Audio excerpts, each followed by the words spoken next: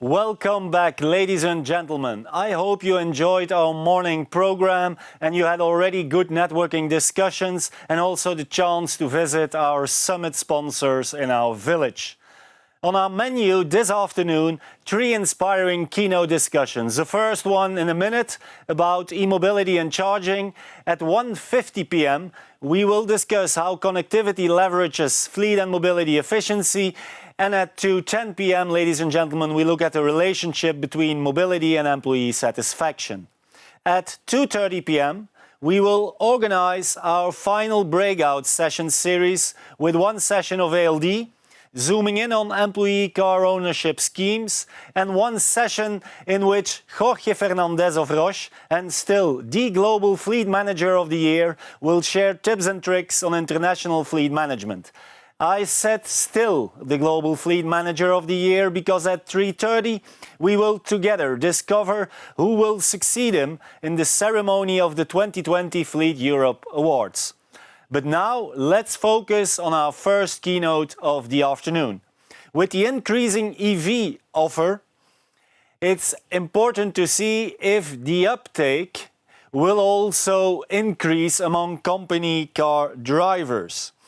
The biggest issues are, of course, uncertainty regarding EV autonomy and a lack of easy, accessible charging infrastructure.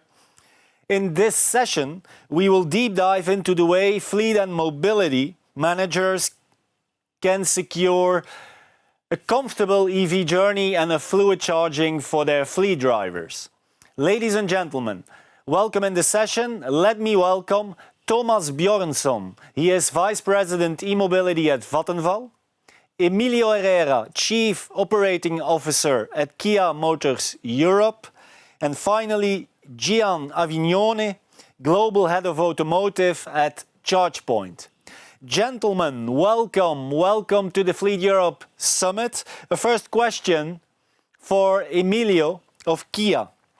Emilio, how optimistic can we be of a further boost in EV uptake, knowing we live in a challenging environment due to the pandemic, of course, with plenty of markets not ready for EV adoption, with oil prices fairly low, and with corporates asking their fleet managers to focus on cost?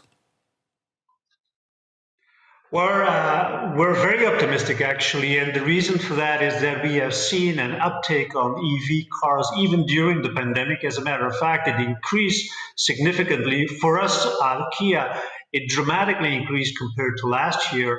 But we have to say there was one driver today for EV vehicles, and that's governmental support.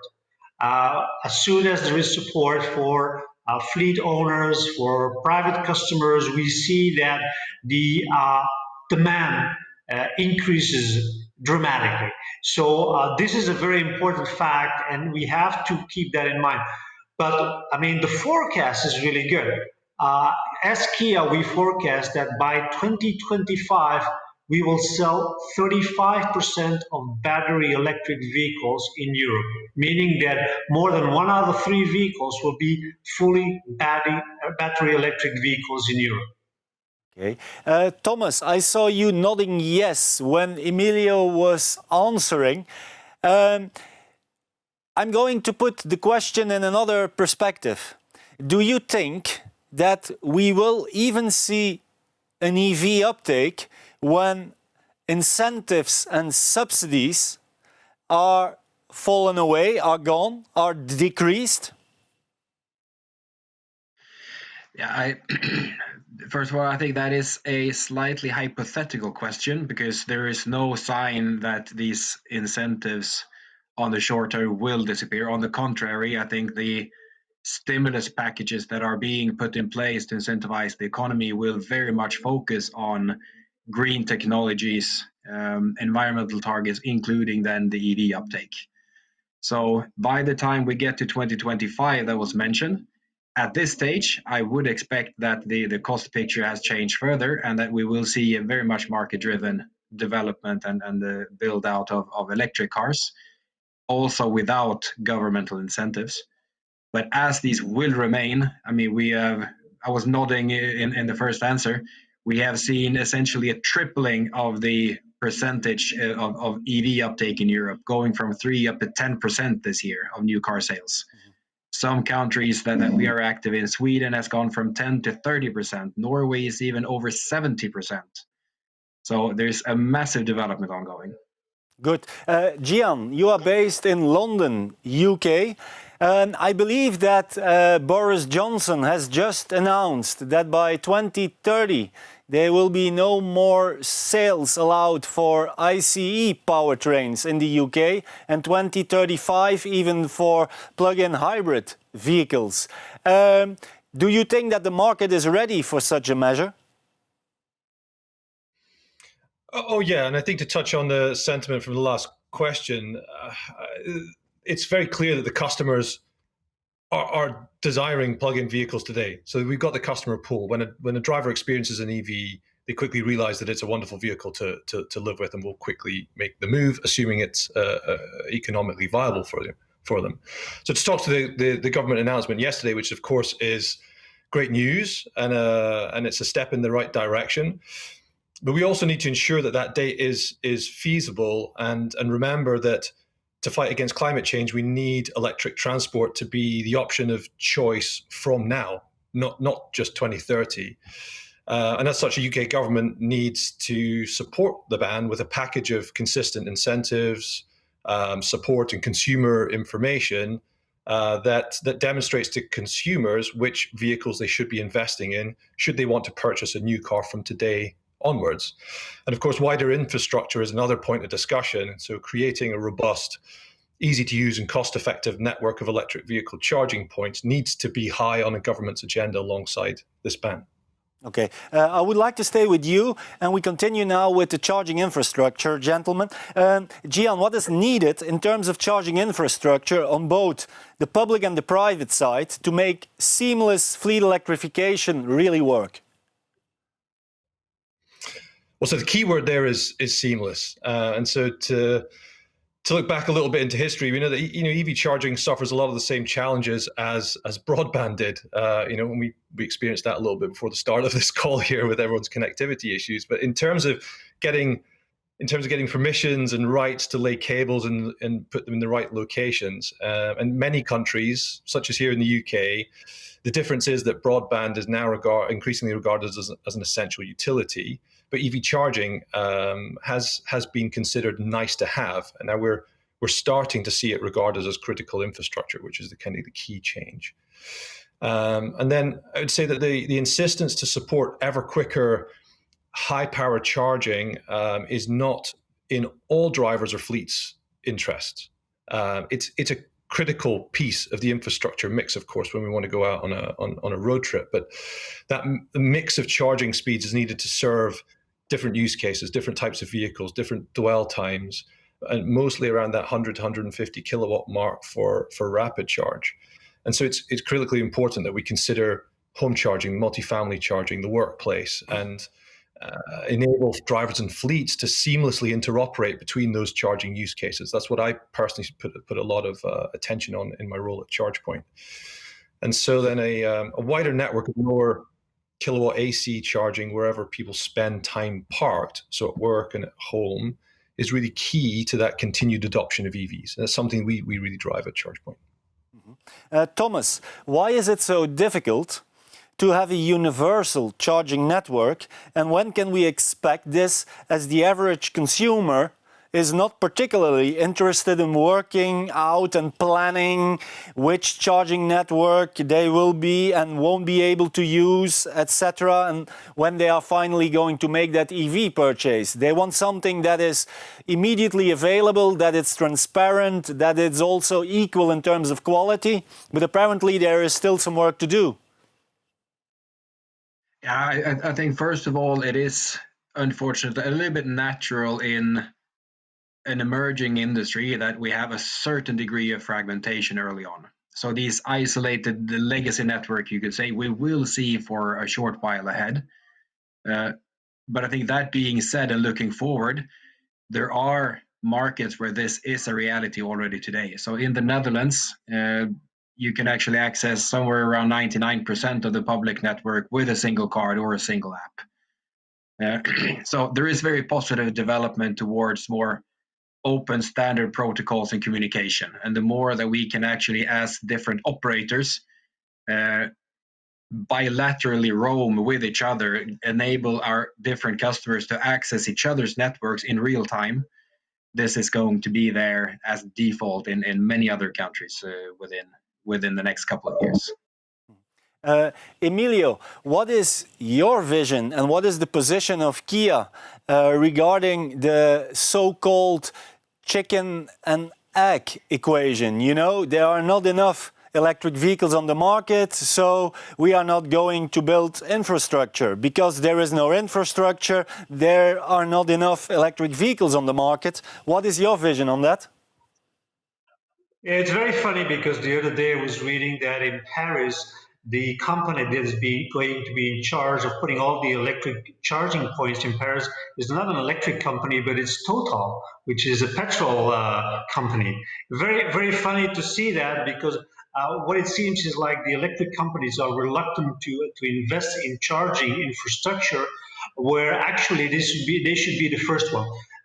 But I think the Green Deal in Europe and also what Boris Johnson announced last night with the investment in infrastructure and also Angela Merkel here in Germany, I think the governments are stepping up and are saying, well, if private investors are not doing it, we will do it because it's so critical and we want green cars everywhere in Europe. So therefore, I don't think in the long run this will be an issue. It will be an issue as we start today. We did a research with Simon Kucher here in Germany based on 5 major countries in Europe. And the major concern for EV drivers, be it fleet or private, is charging. It's not the price anymore. It's not the range anxiety as we knew it. It's the charging. So we need to fix it as soon as possible. Okay. Gian, we have sometimes the impression that what is also needed is a little push in terms of the collaboration between different partners in, let's say, the fleet and mobility chain. I know, for example, that ChargePoint is working together with some leasing companies, probably also at Vattenfall. You are doing that. To have, let's say, the consumer-friendly solution, it would be good, of course, that there are partnerships in place that can facilitate that easy use of fleet electrification and also charging. How do you see that develop? Do you think that there will be more partnerships? Will there be a consolidation of the market? So I think it's inevitable that we're going to see some consolidation. It's also inevitable that in a relatively early market, driven by incentives, you end up with business models that are not necessarily conducive to the best interests of drivers or fleets. But of course, we're now well past that.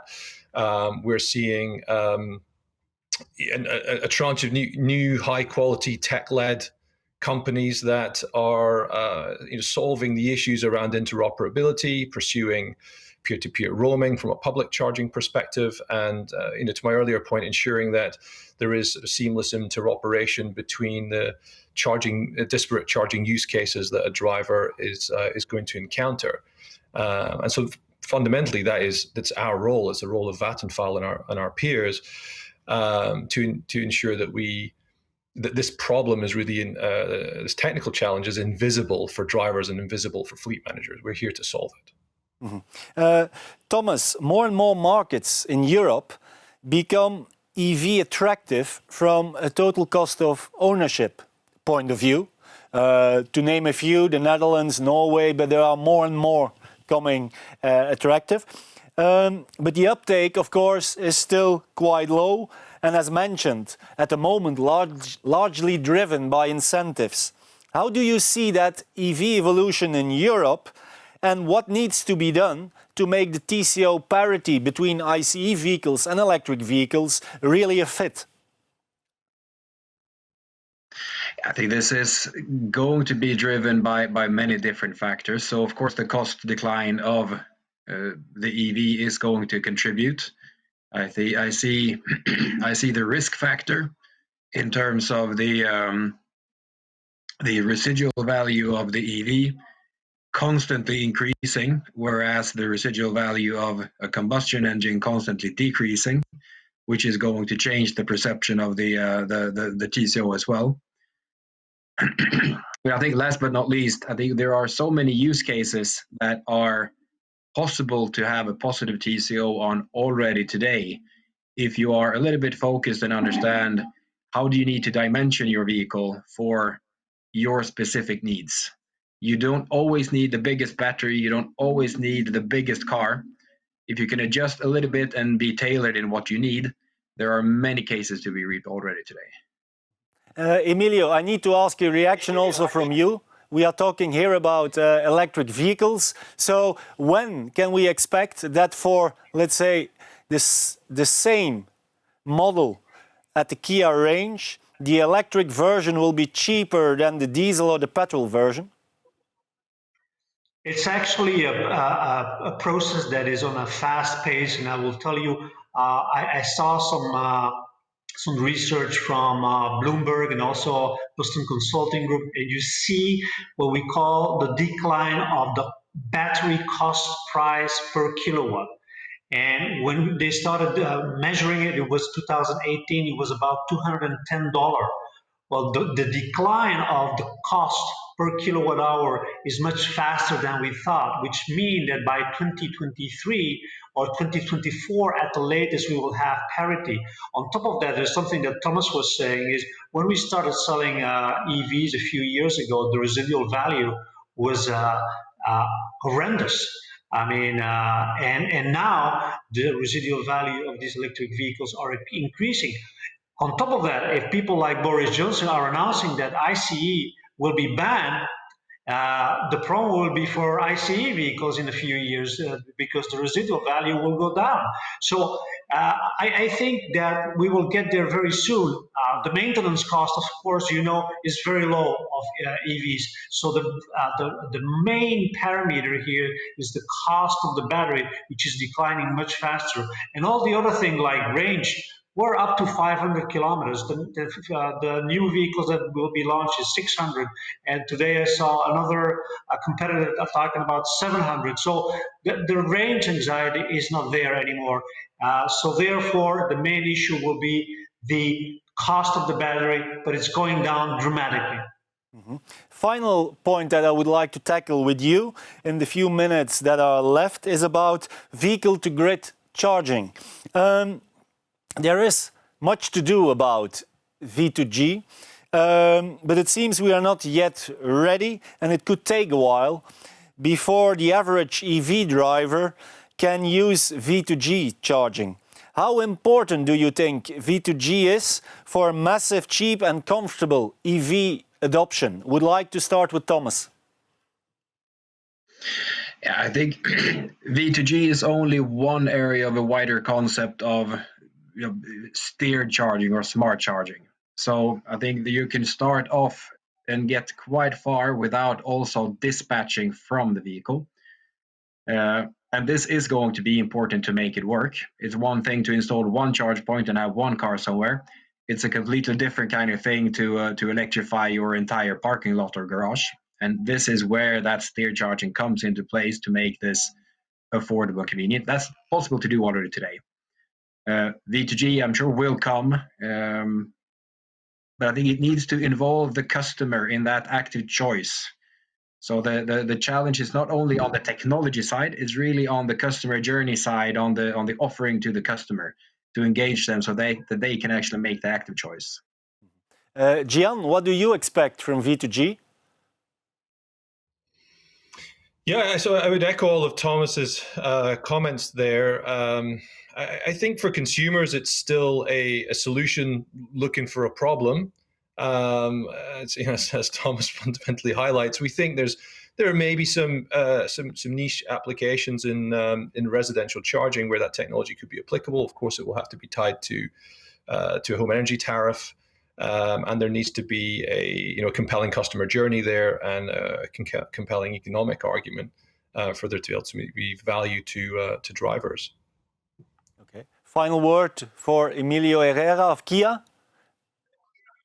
It's not only V to G. I think there's also opportunities in second life of batteries that can be used in the household to store electricity. I think that's also very valuable, and I think that that's something we're looking into to make sure also to reduce the price of the battery. If the battery has a second life, maybe they're worth something at the end of the life cycle, which could be beneficial for both the consumer in terms of reducing the total cost of ownership, but also the consumer at home who can store the electricity at the moment that it's the cheapest.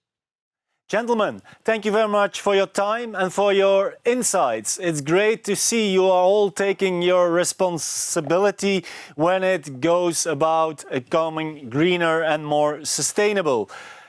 Ladies and gentlemen, it is good that we can now continue the program, so enjoy it. Thank you very much. Bye-bye.